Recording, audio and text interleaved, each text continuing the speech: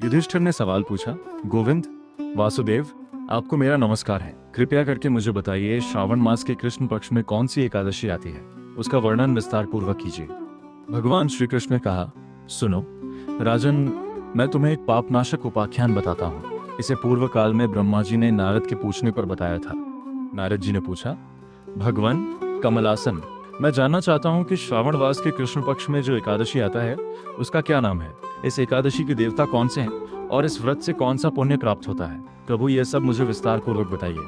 ब्रह्मा जी ने कहा, नारद, मैं तुम्हें संपूर्ण लोकों के हित की इच्छा से इस प्रश्न का उत्तर देता हूँ। श्रावण कृष्ण एकादशी तिथि को कामिका कहते हैं। उसके केवल स्मरण मात्र से वाजपेयी यज्ञ के समान फल की प्राप्ति होती है। उस दिन श्रीधर, हरि, विष्णु, माधव और मधुसूदन आदि नामों से भगवानी की पूजा करनी चाहिए।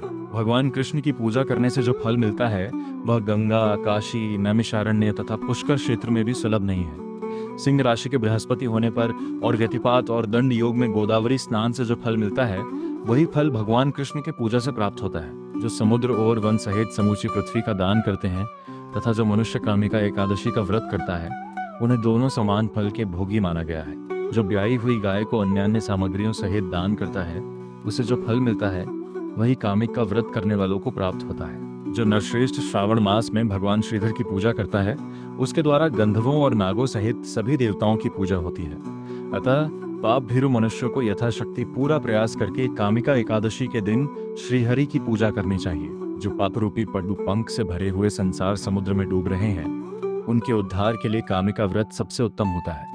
अध्यात्म विद्या परायण पुरुषों को जो फल मिलता है उससे अत्यधिक फल कामिका व्रत करने वालों को प्राप्त होता है। कामिका एकादशी का व्रत करने वाले रात्रि में जागरण करके न तो कभी भयंकर यमराज के दर्शन करते हैं और न कभी दुर्गति में पड़ते हैं। लालमणि, वैदूर्य, मोती और मूंगे आदि से पूजित होकर भी विष्णु जी वैसे संतुष्ट नहीं होते जैसे तुलसी दल से पूजित होने पर होते हैं। जिसने तुलसी की मंजरियों से श्री केशव का पूजन किया उसके जन्म भर के पाप निश्चय ही नश्य हो जाते हैं। जो दर्शन करने पर सभी पाप समुदाय का नाश करती हैं, स्पर्श करने पर शरीर को पवित्र करती हैं, प्रणाम करने पर रोगों का निवारण करने वाली, जल से सींचने पर यमराज को भी भय पहुंचाने वाली, आरोपित करने पर भगवान कृष्ण के समीप ले जाने वाली और भगवान के चरणों में चढ़ाने पर मोक्ष रूपी फल प्रदान करने वाली है, उन तुलसी देवी को नमस्कार है। एकादशी को जो मनुष्य दिन रात दीपदान करता